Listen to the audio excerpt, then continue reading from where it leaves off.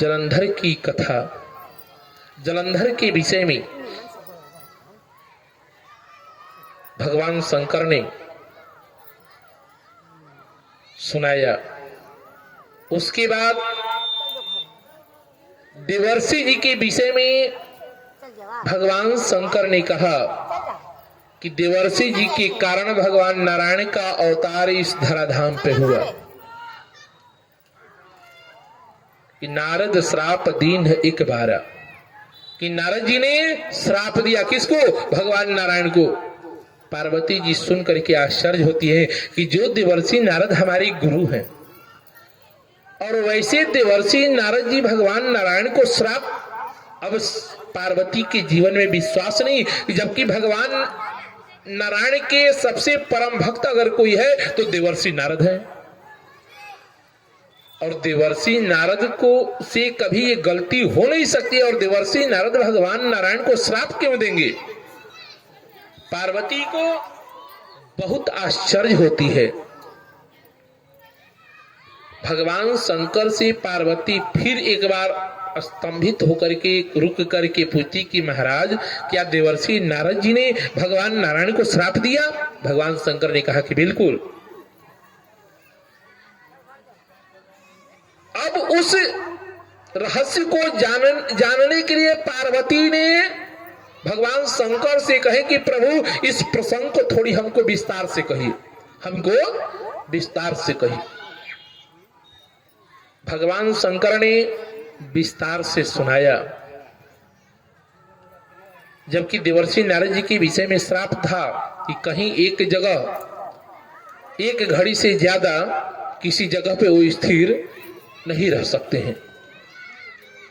जबकि सुमिरत हरि ही श्राप गति बाधी, कि भगवान नारायण का जब देवर्षि नारद जी स्मरण करने लगे ना, तो जो इनके जीवन में श्राप था ना, वो श्राप समाप्त हो गया। कारण कि जो भगवान की भक्ति करता है, जो भगवान का भजन करता है ना, एक बात और मैं आप लोगों से कह दूं, जो आपके जीवन की सबसे बड़ी कमी है, उस कमी को दूर करने के लिए बात मैं कह रहा हूं। कमी क्या है?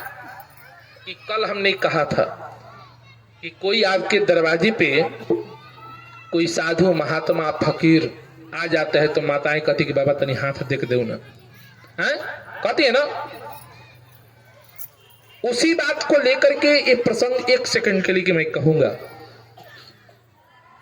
कि जो भगवान का भजन करता है, जो भगवान का भजन करता है, उसकी हस्तरेखा देखने का दिखाने से कोई फल नहीं है। पूछिए कारण क्यों? कारण यह है कि भगवान की भजन में इतनी शक्ति है, भगवान के भजन में इतना तप है कि आपकी रेखाएं की जो गुण है वो अपने आप परिवर्तित हो जाएगी, आपके अपने आप परिवर्तन हो जाएगा। जो रेखाओं में दोष है ना, वो दोष समाप्त हो जाएगा। कोई भी व्यक्ति भजनानंदी महात्मा का, भजनानंदी महात्मा हो चाहे भजनानंदी व्यक्ति हो, जो भगवान का नाम का जप करता हो, देखने की सामर्थ्य नहीं रख सकता है। कारण कि उसकी रेखा अपने आप परिवर्तन हो जाती है, परिवर्तन करने की जरूरत नहीं पड़ती है। उसके जीवन के जितने भी ग्रह दशा है ना, सब ग्रह दशा समाप्त। लेकिन ये हम कहें कि जीवन की ग्रह दशा समाप्त हो जाए तो कभी किसी व्यक्ति के जीवन के समाप्त होने वाली नहीं है। एक बार की बात कि किसी ने चंद्रमा जी से पूछा, ये उदाहरण मैं दे रहा हूं, ये प्रसंग से अलग नहीं जा रहा हूं, उदाहरण दे रहा हूं। किसी ने चंद्रमा जी से पूछा कि भाई आपके जीवन में संकट तो नहीं आना चाहिए? चंद्रमा जी ने कहा कि भाई क्यों? लोगों ने कहा कि आपके जीवन में बहुत बड़ा संबंध है। संबंध कैसा है? जबकि चंद्रमा जी ने कहा कि मेरा तो पहुंच बहुत है, लेकिन मेरे जीवन में जब संकट आती है ना, तो कोई मुझे रक्षा करने के लिए नहीं आता है। अपने जीवन की घटना को सबसे सुनाया। चंद्रमा जी ने कहा भी किरत न कर सागर है पितु शिव। समुद्र हमारे पिता है। चंद्रमा जी की उत्पत्ति कहां से है? समुद्र से। और समुद्र से उत्पत्ति किसकी हुई है? तो विष भी निकला है समुद्र से, अमृत भी निकला है समुद्र से, लक्ष्मी जी भी निकली है समुद्र से, और चंद्रमा जी भी निकले हैं समुद्र से। अच्छा, आप विचार कीजिए कि जिसके जीवन में विष और अमृत जैसा जिसके जीवन में भाई हो, तो उसे किसी को काहे का डर है? किसी से डर? आज हमारे घर में कोई बड़ा पोस्ट वाला व्यक्ति हो जाए, बड़ा पोस्ट वाला, तब उसके सामने कोई बोलने की साहस करता है क्या? उसके लिए थाना जिला कुछ नहीं है। जिसके घर में दरोगा हो जाता है तो कहता है कि भाई हमारा भाई दरोगा है तो हम थाना को समझ लेंगे, हैं? और जिसके घर में एसपी होता है तो कहता है कि हम जिले को समझ लेंगे। जिसके घर में डीएम है तो पूरा जिले को समझ लेता है, जिला क्या पूरे राज्य को समझ लेता है। और जिसके घर में मुख्यमंत्री हो जाए तो फिर वो किसी को समझेगा क्या? वो कहता है कि अब हमारे सामने पूरा राज्य हमारे मुट्ठी में है। और बताइए, चंद्रमा जी के हाथ में सब कुछ है। अमृत जैसा भाई, जिसको चाहे अमृत से कहेंगे भैया इसको अमर कर दो तो उसे अमर बना दे। विष जैसा भाई, जिसको कहे कि भैया इसको मार दो तो विष तुरंत जाकर के मार दो। लेकिन उस परिस्थिति में चंद्रमा जी ने कहा, और लक्ष्मी जैसी बहू, और लक्ष्मी का संबंध किसके है, किसके साथ है? तो भगवान नारायण से। और जिसके भगवान नारायण जीजा हो तो और देवताओं से संबंध तो बन ही जाता है। जैसे हमारा किसी गांव में रिलेशन बन जाता है, ससुराल है, तो लोग कहते हैं कि ये गांव में तो ससुराल है लेकिन उस जवार के जितने भी लोग हैं साले सरहज लगेंगे। कहते हैं कि नहीं, कि जहां तक ढोल की आवाज गई वहां तक हमारा रिलेशन हो गया।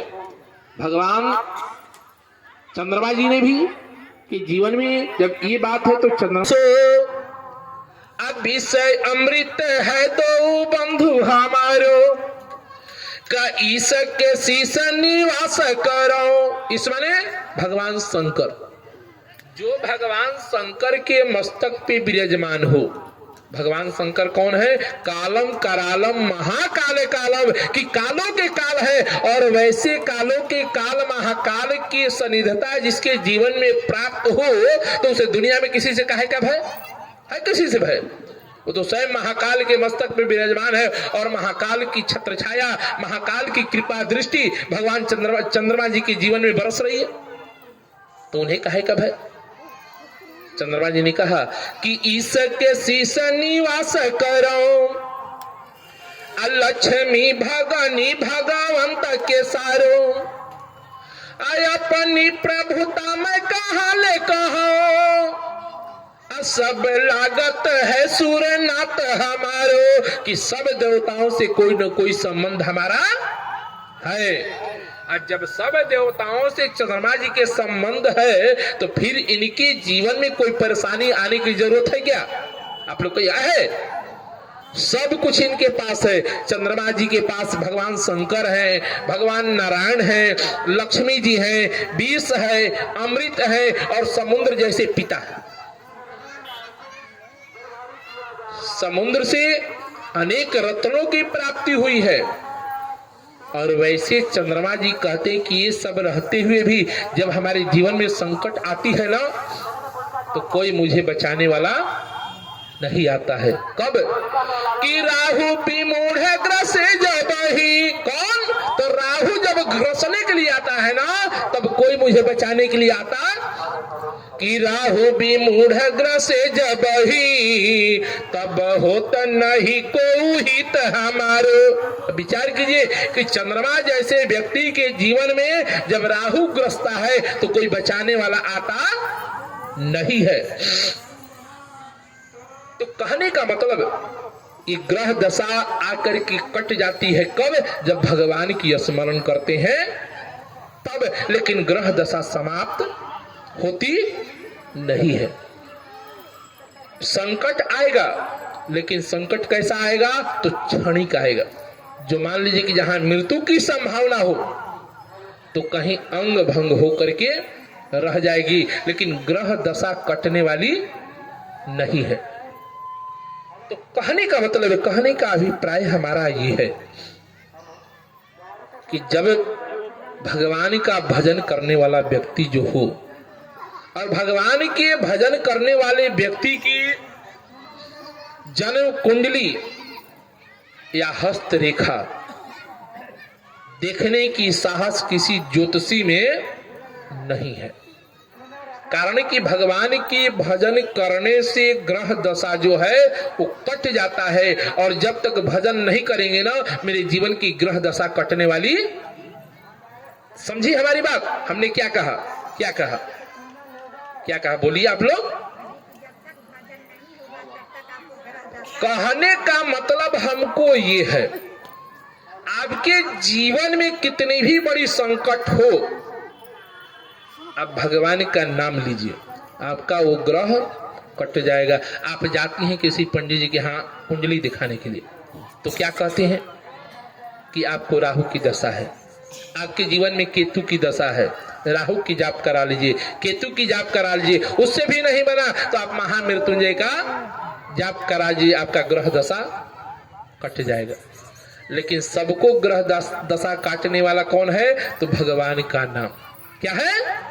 भगवान का नाम। और जो भगवान का नाम लिए उसके जीवन में संकट काहे का है? तो संकट स्वाभाविक है कि कट जाएगा, और जब तक आप अपने जीवन में भगवान का नाम नहीं लीजिएगा ना, तो ग्रह दशा कटने वाला नहीं है।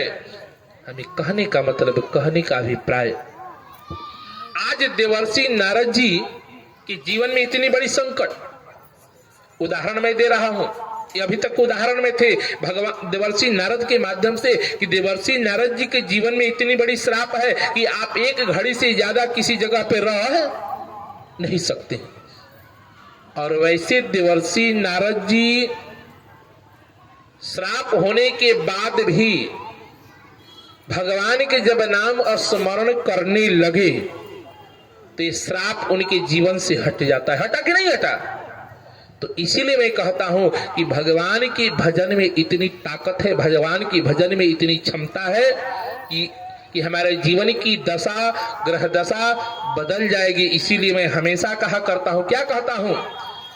इसलिए कि राम राम कह नर मैया हो, बीतल जाता समैया। राम राम कह नर मैया या जाता समैया, बीतल जाता समैया जाता। ईमानदारी नहीं खे, बिल्कुल बेईमानी।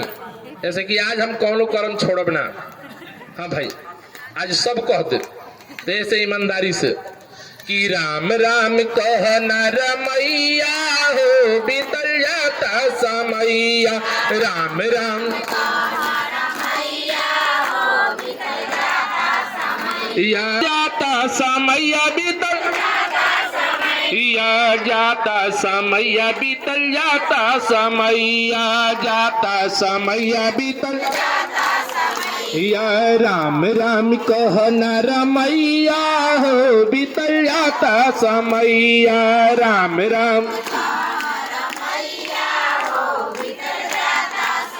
या जाता समैया, बीतल जाता समैया जाता समैया, बीतल या जाता समैया, बीतल जाता समैया जाता समैया, बीतल या राम राम कह नर मैया हो, बीतल जाता समैया।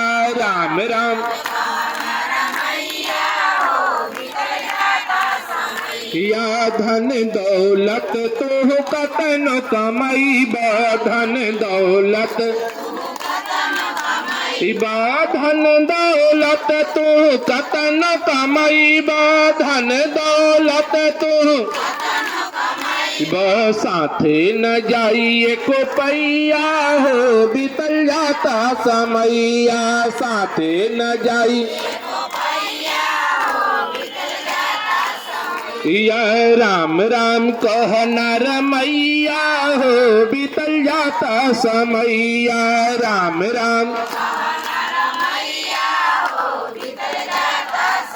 या जाता समैया भैया जाता समैया भैया या जाता समैया भैया या राम राम कहना रमैया हो बीतल जाता समैया राम राम या माटी के दहिया माटी में मिल जाई माटी के दहिया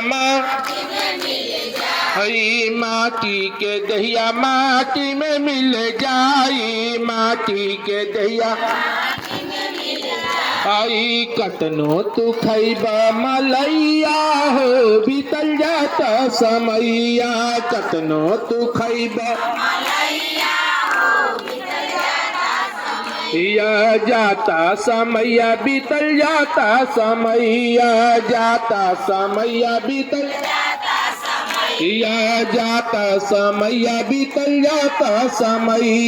जाता समैया बीतल या राम राम कहना रमैया हो बीतल जाता समैया राम राम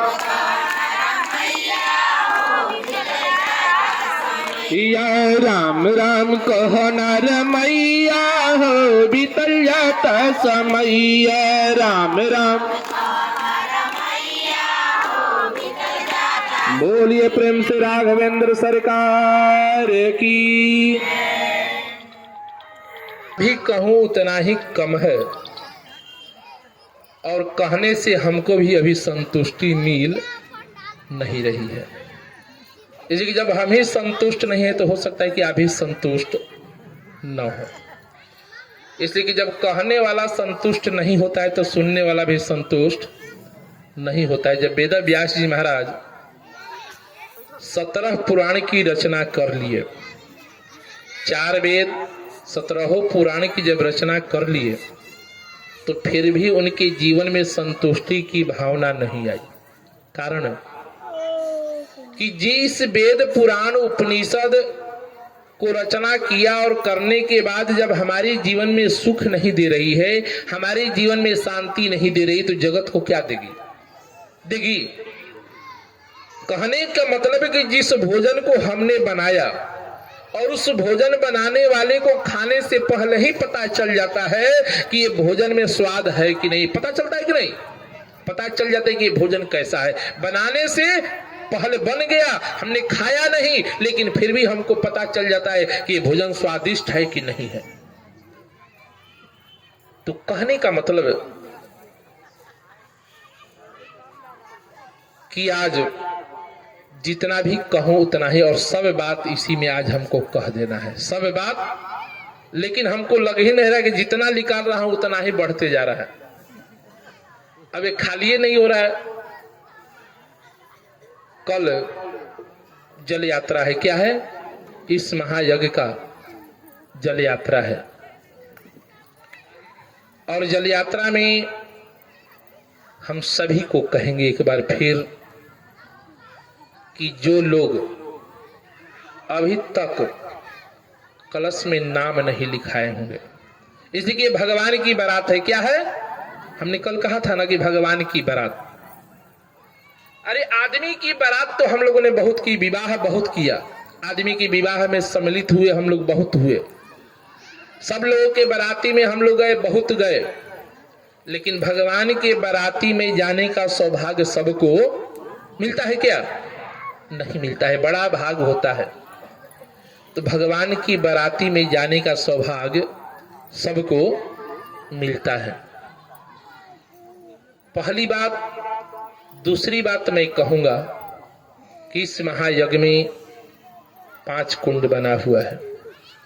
जिनको भी जजमान बनने की इच्छा होगा, जिसके विषय में समझना होगा, इसलिए कि ऐसा मौका फिर आपके जीवन में कब आए और कब न आए ये हम भी किसी को कह नहीं सकते हैं। लेकिन एक और चीज, हमारी एक शिकायत है। क्या है? क्या है? तो अगर शिकायत करना हो तो हम किसके पास जाएंगे शिकायत करने के लिए? हैं? व्यक्ति शिकायत अपनों के पास ही करता है। किसके पास करता है? अपनों के पास। अगर दूसरे से करेंगे तो दो चार हाथ दो चार लाठी मिल जाएगा कि तू हमारा शिकायत कर रहा है। हैं? जब अपना व्यक्ति हो जाता है तो अपना व्यक्ति को कहने से कुछ शर्म और डर भय नहीं लगता है कि नहीं भाई ये हमारा आदमी है, इसको कहना जरूरी है। नहीं कहेंगे तो भी ये कार्य बिगड़ जाएगा। तो हमें कहने का मतलब है, कहने का अभिप्राय है कि भाई इतनी बड़ी बस्ती के बीच हम बैठे हैं, इतनी बड़ी बस्ती के बीच बैठे हैं। कहाँ? तो प्रसादी इंग्लिश कोनिका, कोनिका प्रसादी इंग्लिश, चाहे प्रसादी इंग्लिश कोनिका। भले सब लोगों के मन में भावना हो कि कोनिका है, लेकिन हमारे मन में भावना हमने पहले से प्रकट कर दिया है कि प्रसादी इंग्लिश कोनिका। क्या किया है? हाँ, तो प्रसादी इंग्लिश से सबसे ज्यादा शिकायत है। सबसे ज्यादा शिकायत प्रसादी इंग्लिश के लोगों से, माताएं से, बहनें से, भाई से, बंधु से। जैसे कि भाई हम तो अब कितना भी दूर भागिएगा उतना ही हम खींचे आएंगे। जैसे कि हम छोड़ने वाले बाबा नहीं है, नहीं आइएगा तो दरवाजा पे आके बैठ जाएंगे। हमारी तो आदत है, हम सबके पास जाए चाहे न जाए, लेकिन अपनों के पास हम जरूर चले जाते हैं। आए? तो कहने का मतलब है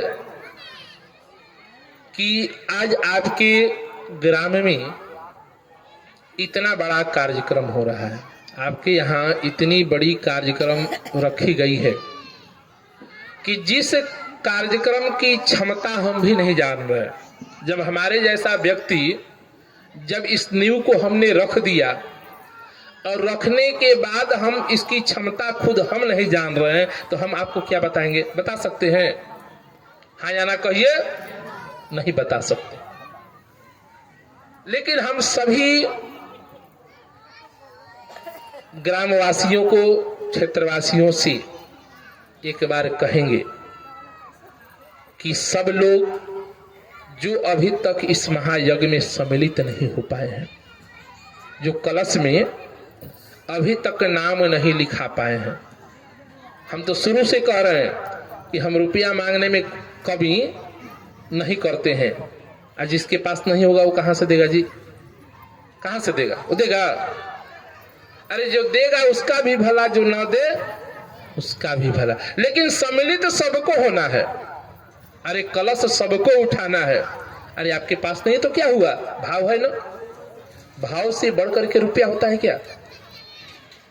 भाव से बढ़कर के रुपया नहीं। अब बगैर रुपया का भक्ति भी नहीं होती है। जय हो जय हो जय हो जय हो। बोलिए प्रेम से कृष्ण भगवान की। हमारे परम प्रिय मित्र, मित्र कहिए या महंत जी कहिए, भीम बाबा का नाम आप लोगों ने सुना होगा।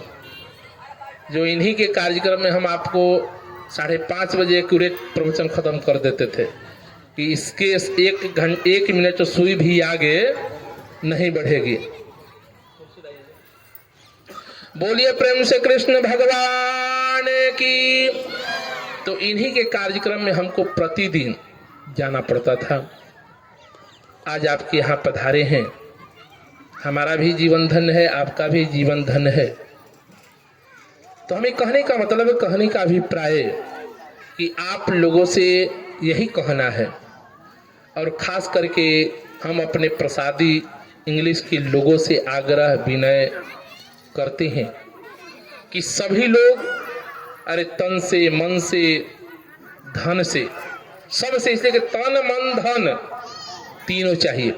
लेकिन एक बात और, भाई हम तो माइक से कुछ कहते नहीं हैं, हम माइक से कुछ कहते नहीं हैं, लेकिन ये टेंट वाला जो है, हम तो टेंटे वाला कहते हैं, इसलिए कि इससे संगत हमारा करीब 12 साल से, 12-13 साल से है। कहाँ? एक खड़ेसरी जी महात्मा है, और खड़ेसरी जी के एक चेला है। तो साधु के चेला बड़ा चंट होता है, साधु के चेला बड़ा चंट होता है। तो कहा कि बाबा इतना बड़ा बस्ती में आप बैठे हैं, अब मैकवा से कुछ कहबे नहीं करते। तो हम कहें कि हम मैकवा से कहबे नहीं करते, लेकिन अब तो भाई कहने की बारी आ गई। बिना कहे कुछ मिलने वाला है कुछ? बोलिए आप लोग, हाँ चाहे ना? तो बिना कहे कुछ मिलेगा नहीं। तो हम तो अभी तक 2 महीना आप लोगों के बीच रहे, लेकिन 2 महीना में कोई नहीं कह सकता है 1 महीना में, 1 महीना कि बाबा हमसे कुछ मांगे हो। कुछ मांगे तो नहीं है, लेकिन हम अपने लिए नहीं मांगेंगे। अब हम